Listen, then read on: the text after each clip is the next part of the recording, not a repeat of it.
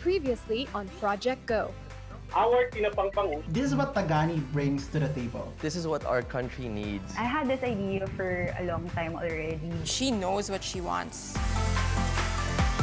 Bounce back from COVID-19. We in control and will make that happen. Perfect. Like our rattan here, we made it all by hand. Wow. This is Garbatron. There you go.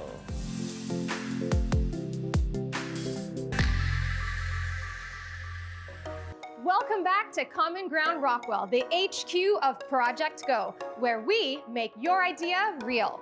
I am Maggie Wilson, your mentor and host, and this is the second episode of Project Go. My co-mentors and I had the extremely challenging task of choosing out of all of the amazing contestants, but only 4 will prevail. After a thorough deliberation, we are now ready to meet them. Your on-demand virtual tutoring service. Mind.io, which means to teach your mind, is an online web service that allows students to book Mind.io educators wherever and whenever they need help. Tabs offers SEO, content writing, and graphic design solutions to SMBs across the globe at very cost-effective rates. During this pandemic, there has been an increased reliance on single-use plastics in the medical and food delivery fields. In order to have a solution for this, we thought that we could use banana leaves.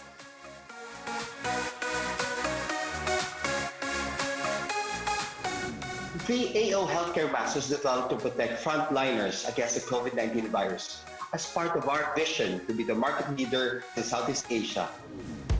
In this episode's Bootcamp, Tina will mentor our top 4 on the importance of creating an online presence for their business. And I will mentor them on building their branding. Today, Tina will touch on the importance of having a good domain name and professional emails. Hi, Tina. Hi, Maggie. Hi, entrepreneurs. Hi, Tina. So first, let me start with the 7 fundamentals of building an online presence. What is online presence? It's a way for you to communicate and interact and design how you want your customers to understand and to know more or to shop with your brand. A domain name is an online address. Similar to your street address, it belongs to you.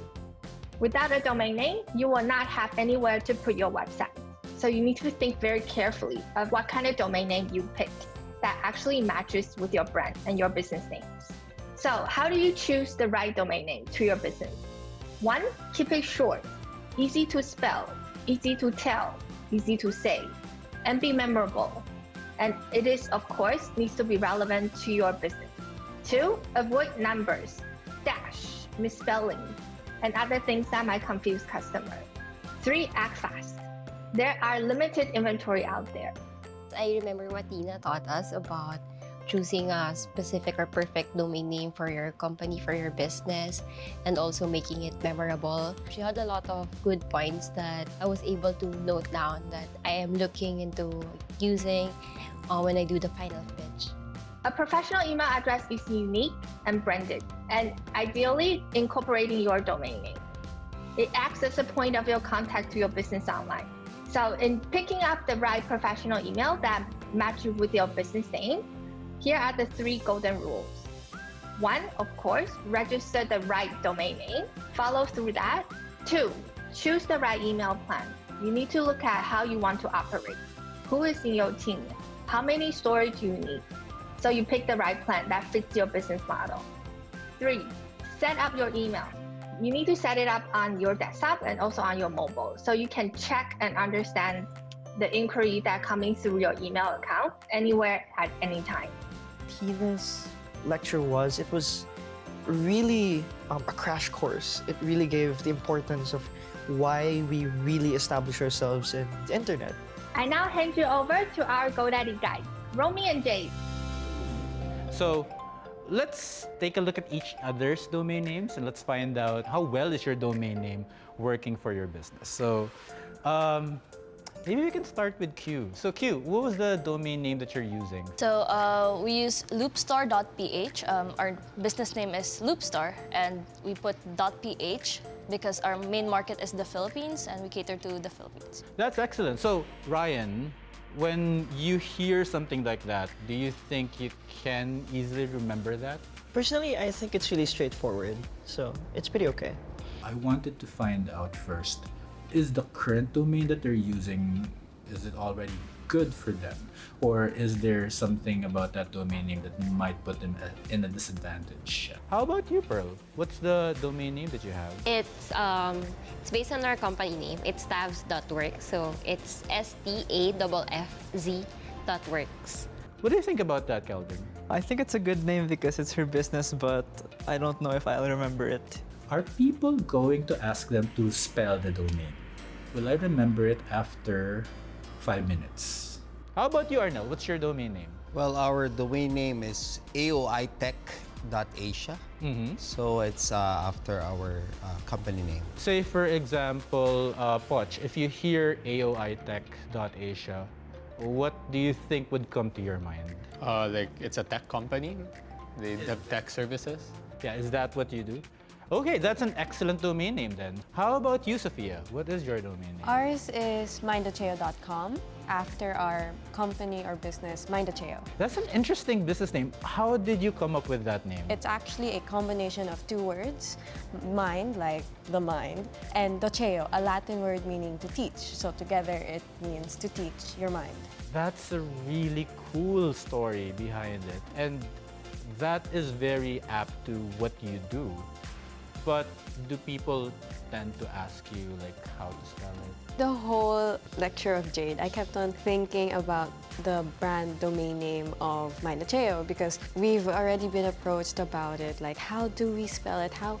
Because whenever I search it up, it doesn't pop out. Many companies, what they do is they still retain a domain name based on their business name. But what they do is they get a second domain name. And that second domain name can be based on like a tag or a phrase or some words that are connected to the business. And we really appreciated the fact that we can have a second domain name which will lead us to themindacheo.com. Okay, so Arnel, I'd like you to look at the homepage of GoDaddy.com. Tell me what you see. I see here says find your perfect domain. Yep, so as you can see, it's shown in the homepage of GoDaddy. Like you can be able to easily search for a domain name. Maybe we can start with Pearl. What do you do for your business again? Oh, we do outsourcing. So we mainly offer services in graphic design, content writing, and off-page SEO. Nice, that's really nice. What do you think are some, tag or phrase that you would probably attach to your brand? Probably something that has the term hire. Makes sense. Maybe hire staff.works, something like that. That is very funny. I like it. Hire staff. .works. Yes, that's it. What do you think, guys? That's pretty amazing. That's nice, right? I think your domain is actually really good already, loopstore.ph. Why didn't you get .com though? Someone else had it already. Yeah. Have you thought about getting other domain extensions though? Why would we need to get that though? What if there is another business that registered loopstore.net, and don't you think that might drive away traffic from your website? I guess you're right. Yeah. Another thing that some businesses do with their domain names, they purposely buy domain names that are misspelled. What if you take a domain name that is misspelled and own it and redirect it to your main website? That's another captured market that you can get. It's a very unique name, and I think that's what makes Mindacheo effective. It's in itself such an idea. But he's still, people are prone to mistakes. And I think it's nice that he enlightened us on how we can connect with the customers. By even purchasing misspelled domain names, I think that's in itself was a very cool idea, very novel idea.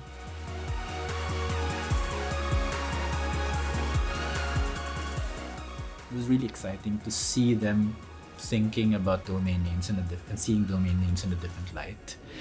So, now that you have selected the perfect domain name for your business, the big question is, what's next, right? One thing to move forward with your independent ventures, communication is very vital. And how do you usually communicate with your clients and with your staff? Emails? Email, that's right. But setting up an email is one thing, but to make it look more professional is the better way. These are entrepreneurs, they're always on the go and they want to make sure that they organize everything. They have a lot of tasks and they want to track of their progress. So having an email and a productivity suite would really help them to be set up for success. I heard from Jay that Pearl, you have selected a very cool and unique domain. Thank What was you. that again? It's hirestaff.works. So that means you have your own staff. Yes. But how do you measure their productivity? Actually, that's one concern that I'm actually looking into. I need something that makes it easy and user-friendly for me so I can handle it on my own. And do you guys like work on the go? Well, most of the time, yes. Well, I've got the perfect solution for you. Because with GoDaddy, we offer professional email powered by OX. Wow, I would love to see that. So the good thing about that is, aside from the email function, it will give you your own productivity suite. Wow. It was really a fun conversation and very insightful sharing. You were talking about the portal, because for me that's very interesting if I can see all my emails and the domains that I manage in one portal, and it allows me to also access my social feeds. There's value there. Great question. I know you guys are too busy with your business, right? And it's very easy if you will see everything all at once, all in a single page.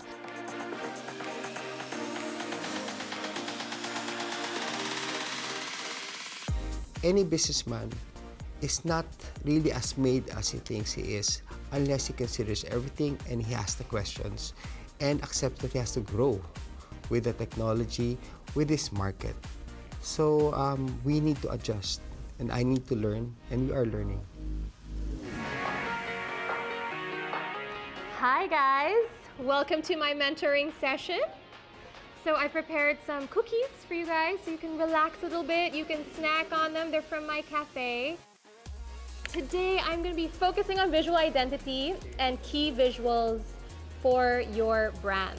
So I would like to tackle branding, but specifically the visual identity of each brand. You know, people are very visual, so it's important that they include visual presentation in their actual final pitch. So I did a little something with your logos. I didn't touch yours now because I thought that it was a good logo. And I wanted to pick your brain about your logo. Can you explain to me why you chose that? Mandocheo, in essence, is cloud learning. Yes, So that's right. Okay, that's what I figured, yeah.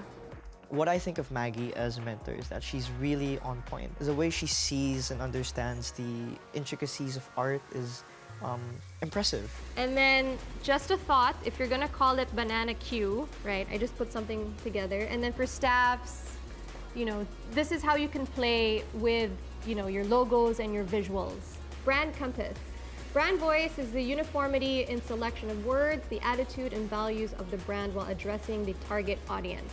So you must know who your target audience is. So for Mandocheo, your target market is students and even professionals that want to continue learning, correct? Yes. And then of course AO, healthcare professionals, right? And hopefully in the future, more mass market.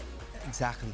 And then staffs, people who need virtual assistants, yes, need help in terms of graphic design and looking for all that. So those people are your target market. And then for you guys, I'm not too sure if you're gonna brand your packaging for other brands, for like food brands, for restaurants, if you want to offer that to them. Oh, I really love Maggie's session. Very insightful and all very value adding.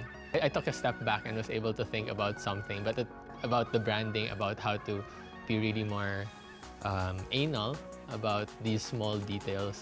But at the same time, why I felt really overwhelmed was, you know, it's easier said than done. I have a question. Yes. So does product packaging still matter in the case now that we've shifted to a more online market? Absolutely. People are all about the social media age. If your product arrives in a pretty package, they're more inclined to take photos and videos of it. and post about it and talk about it on their social media. So that in turn is free marketing for you. I was wondering if negative images or graphics is allowable, because we all know that fear plays a factor into preserving life. So do you harness that? Do you even go into that, or you stay away from that? For my brand, at least, I would like to keep it as positive as possible. However, with the product that you are selling, right, which is masks, it's good to use maybe not the fear, but reality.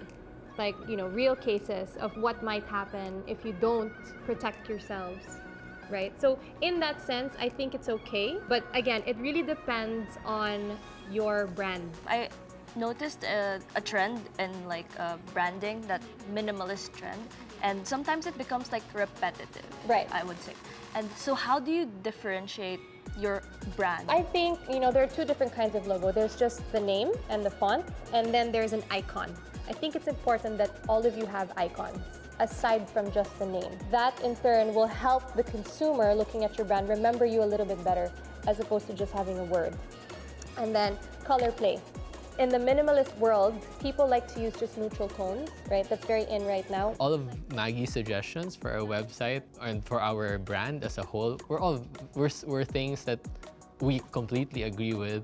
When you work on slogans, is it important for a company to have one? Slogans are very important. I believe that brands should have slogans because it makes the consumer understand them a little bit better. Or do you have any tips on how to kind of market or how to kind of build the identity of a service business? I think a good way to do it is, obviously, you can schedule a photo shoot wherein you photo shoot your tutors. I think it's important that your students get to know your tutors. So do profiles on them, who they are, what they teach, what they love. So you're also selling the tutors. Offer testimonials from your students or from your tutors as well, what they love about Mindocheo. They seem to have listened. They asked a lot of questions, which is very good. You know, I always say you will never learn something new if you don't ask questions, and they did. I felt as if they were interested. You know, we think of, you know, what kind of colors are important to us, how we're going to edit them. I was very happy to share my knowledge, and I do hope that they picked up a thing or two from me as well. I hope that they absorbed as much as they could have during my mentoring. I'm excited to see how they apply it to their branding and to their business and to their presentation. I would like to see them evolve. In the next episodes, we will follow the teams to see whose idea will shine the brightest and who will receive the coveted title of the first ever winner of Project Go. Stay tuned as our top 4 move on to the second boot camp.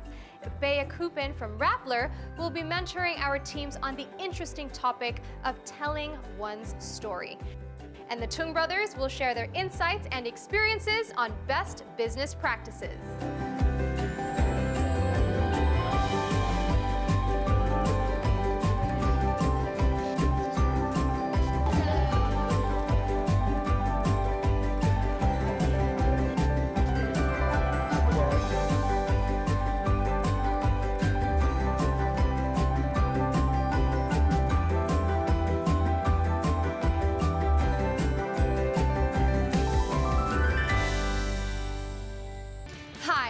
Maggie Wilson, host and mentor of Project Go.